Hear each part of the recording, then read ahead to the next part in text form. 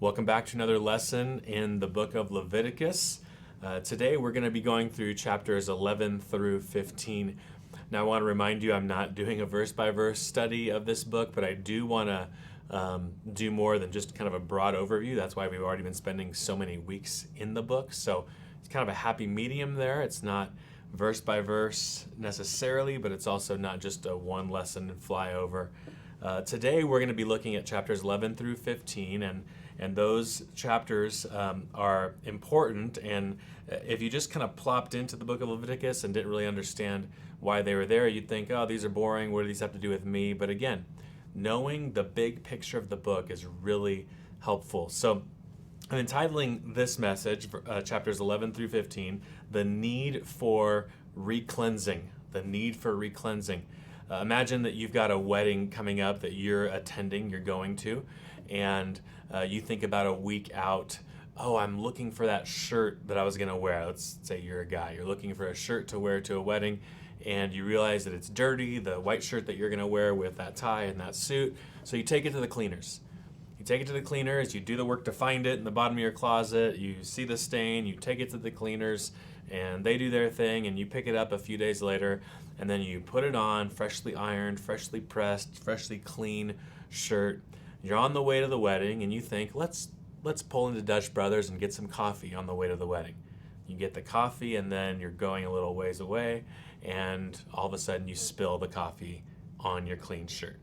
Well, you have a need for recleansing. So you quickly go home, you quickly try to scrub out the coffee stain, maybe you take the blow dryer and try to dry it clean, and then you put it back on. That's a little bit of what's happening in chapters 11 through 15. Remember that we've had, in chapter 10, we've had the death of Nadab and Abihu. So the tabernacle has been constructed. We've got these laws for sacrifices given to the people. We've got laws given to the priests. We've got Nadab and Abihu, the first priests of the tabernacle, and they go and they offer unauthorized or strange fire, and then they're executed. So the tabernacle was ready for the people to meet with God. Now it's defiled again because of the death of these two men. So God could have ended it there and said, see, I've made a way, but you've again done something wrong. I'm done meeting with you. But he didn't. He made a way for the people to be made right with him. He would atone for their lack of cleanliness, their being unclean spiritually, or in the not in the necessarily the physical sense, but just in the common sense. They weren't right before him. There was death in the camp. There was death in the tabernacle, I should say. So God is going to make a way again for the people to be right before him. And we'll see that actually next week in chapter 16 of Leviticus. This is really a high point in the book, chapter 16, where God atones for the people's lack of cleanliness, their being around death too much, if you want to put it that way, their fallenness, their commonness. He atones for that, and again makes them right before him, and he meets with them. So we'll see that again in chapter 16 next week. So you got these two bookends. So this is the context. Nadab and Abihu die in chapter 10 when everything was set, ready to go. Then in chapter 16, God will again accept the people as he accepts the high priest on the Day of Atonement. But what happens in the middle? Well, we can't just go from these two men are dead, death is in the tabernacle, death is around the meeting place of God, to, hey, come on in. There's got to be something in between. There's got to be something remedied in between. The people have to know that there's a different way. You need to be purified as you approach God. That's chapters 11 through 15. So death of Nadab and Abihu in chapter 10. The Day of Atonement comes in chapter 16. And in the middle, we have 11 through 15. What are these chapters about? Well, to say it simply, they're about being clean and unclean. They're about being clean and unclean. Remember when Nadab and Abihu died, Leviticus chapter 10, Yahweh gets a message to Aaron, and it said this in chapter 10, verse 8. And the Lord spoke to Aaron, saying, drink no wine or strong drink, you or your sons with you, when you go into the tent of meeting, lest you die. It shall be a statute forever throughout your generations. Listen to this, Leviticus 10:10. You are to distinguish between the holy and the common, and between the clean and the unclean. So Yahweh has just executed Aaron's sons because they approached him the wrong way, and evidently they knew it. They didn't care about the way that he had commanded them to approach him. Yahweh's just executed his sons, and he says, now, Aaron, you need to judge between clean and unclean. And that's really kind of the transition into these next chapters, 11 through 15. That gives you a hint in what's coming. So now, here, Yahweh is prescribing, here's how you distinguish between clean and unclean. This is what clean and unclean is. And so he's going to start talking about that in chapter 11. Now, why was something considered unclean? Did it have dirt on it? Are we talking uncleanliness in that way? Why was something considered unclean? Well, a simple answer, maybe a summary of an answer, is that being clean was related to death. Being unclean was related to death. So if you were considered unclean, there was something related to death and dying that you had been a part of.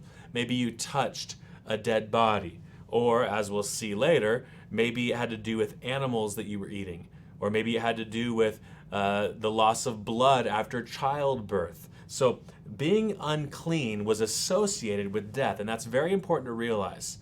Yahweh is life. Yahweh is the creator. He's the life giver. Yahweh created trees. He created man and woman. We read in Genesis that he breathed life into the man. So Yahweh is the giver of life. So when you come into his presence, to be decayed and defiled is wrong. He doesn't dwell in the presence of death. He is in the presence of life. And we know that death comes ultimately because of sin and because of the curse. So to be defiled and unclean and in the process of dying does not make you fit for the presence of Yahweh. So that's the idea. So we just had two brothers dead, literally in the tabernacle compound. And so no, you can't just approach Yahweh with your death. You can think of really Leviticus 16 coming later, the Day of Atonement that would happen every year. You could think of that kind of like spring cleaning. It's re-cleansing the temple again, or the tabernacle. This is cleaning everything up as you approach Yahweh again in a renewed way. And so now these laws of cleanliness are being given in chapters 11 through 15. I want you to see the end of this section, so fast forward to chapter 15. Chapter 15, verse 31. So all of these laws that I'll kind of walk through briefly are given, and then you see this in chapter 15, verse 31. Thus you shall keep, so because of all that I've said, thus you shall keep the people of Israel separate from their uncleanness, lest they die in their uncleanness by defiling my tabernacle that is in their midst. So they needed to be clean to be in their tabernacle. They needed to not be associated with death anymore to be in the presence of God. That's the idea of chapters 11 through 15. Now, let's look at chapter 11. Let's, again, just kind of a broad summary of chapter 11. This deals with the dietary laws, what kind of animals the nation of Israel could and could not eat. And so we learn about unclean animals. Now, again, these unclean animals are associated with death. There's a lot of debate as to why certain animals are clean and unclean. And it's a difficult debate. And as I've looked at this, the best that I can see, or the side that I kind of tend to lean on the most, is that unclean animals are related to death. So you've got carnivorous predators in this list of unclean animals. You've got scavengers. You've got animals that live in caves or tombs. And by the way, caves and tombs in those days were associated with the underworld, with pagan deities. So this all has death relation to it. You've got animals with abnormalities, fish without scales. So there's something wrong here. There's something defiled. There's something dying. There's something, an animal that's been a scavenger or a predator. So unclean animals are associated with death. Now look at Leviticus 20. Leviticus chapter 20. And again, this is a comment based on these dietary laws that Yahweh gave the nation. In Leviticus 20, starting in verse 22, you shall therefore keep all my statutes and all my rules and do them, that the land where I am bringing you to live, you may not vomit you out. And you shall not walk in the customs of the nation that I'm driving out before you, for they did these things, and therefore I detested them. But I have said to you, you shall inherit the land, and I will give it to you to possess, a land flowing with milk and honey. I am the Lord your God, who has separated you from the peoples, from the other nations. You shall therefore separate the clean beast from the unclean, and the unclean bird from the clean. You shall not make yourselves detestable by beast or by bird or by anything with which the ground crawls, which I have set apart for you to hold unclean.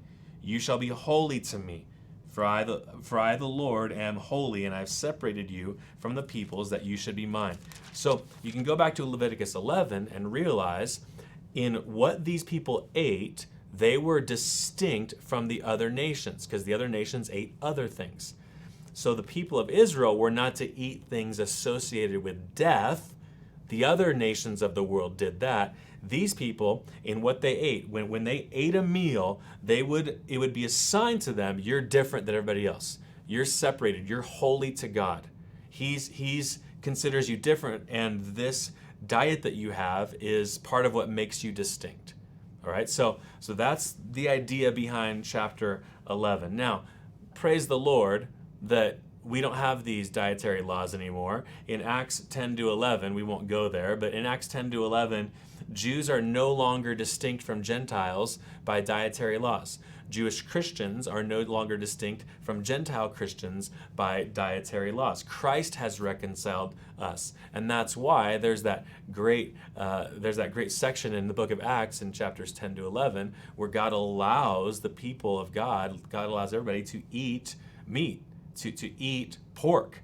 So go ahead. There are no more things making you distinct from one another. I'm joining you together in Christ Jesus. So, but this is what was happening here in the tabernacle. There was death, and so God was communicating these laws to show you are not a people of death. You are now a people of life, and so you need to eat things that are not associated with death.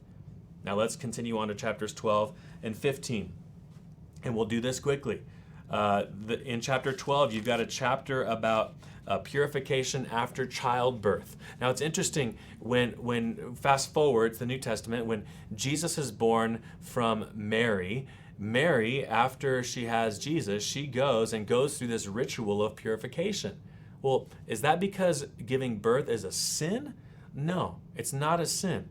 But when you give birth, there is a sign that death is part of who you are. So in childbirth, when you're unclean because you've lost blood. Now remember, blood is associated with life. You can see that in the book of Leviticus. You can see that in other places in the Old Testament. Blood is associated with life. So when a woman loses blood in childbirth, when she loses blood, there's a sense life going out of her. There's the reminder that she's dying. She's not living forever right now. There's a sense of dying here. And so that is why ladies needed to be purified after childbirth. It wasn't a sin. And so there's also a misunderstanding that comes in our translation. A few episodes ago when I was walking through the offerings, I mentioned that sin offering maybe isn't the best word for that offering. Purification offering is probably a better word for that, because this lady would offer an offering because of this loss of blood that she had, and it wasn't because of sin. It was really a means of purifying her. She's made whole again through this offering. She's shown to be whole again or have life again because of this offering. So these offerings and these rules aren't about morality, so to speak. They're not about actual sin. It's sin to have a child. It's not that at all. The Bible actually teaches the opposite. The Old Testament teaches the opposite. Giving birth is a good thing. But when you do give birth, you lose blood, and blood is what gives you your life.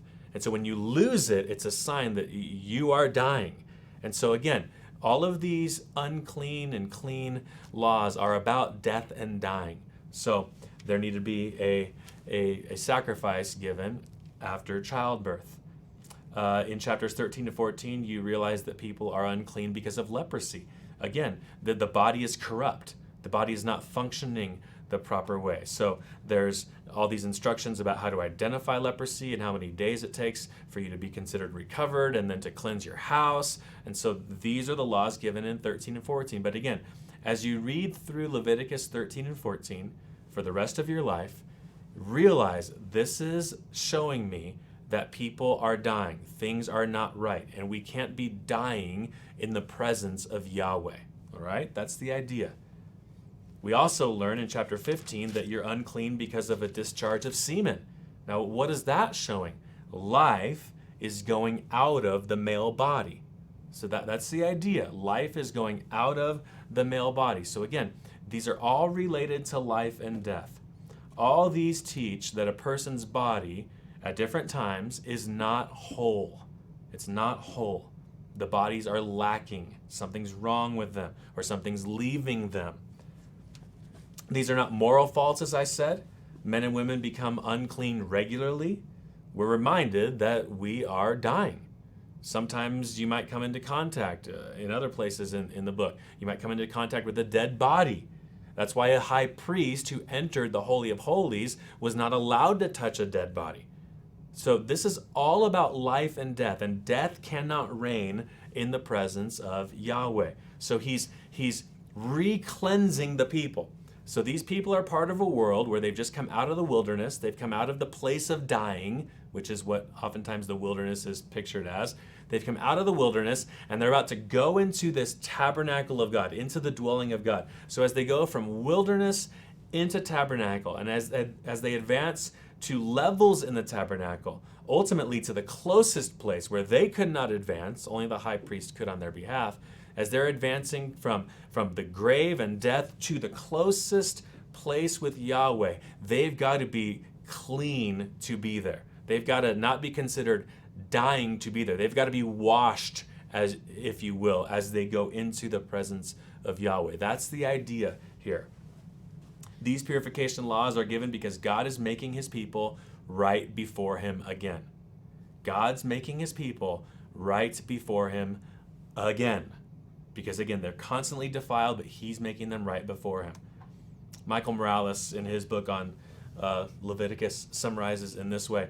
To summarize, while in Leviticus 11 through 15, uncleanliness is not flatly or immediately equated with particular sinful acts, it is nevertheless treated as being generally or ultimately the result of sin. Uncleanness represents the pollution of sin. So if you touch a dead body, it's not sinful, but why is it bad? Because death comes because of sin. Death comes because of the curse. And you've just become a part of that. You're a part of that. It's not that you killed that dead body. You killed that person. So you're not sinning in that way, but you are unclean. You're associated with things that are dying. That's the idea in chapters 11 through 15. Now here are some takeaways. First, Yahweh is again gracious after the death of Nadab and Abihu.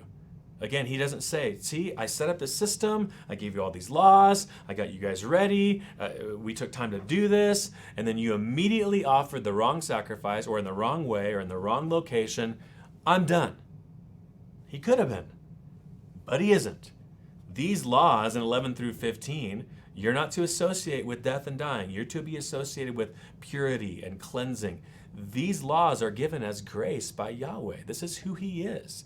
He keeps bearing with his people. I'm reminded over and over again in the Psalms, we're told about Yahweh's steadfast love, his faithful love that never ends, that endures forever. This is who our God is. So even in 11 through 15, you can see that this is what's happening. He's cleansing his people to come into his presence again, even after their representatives messed up.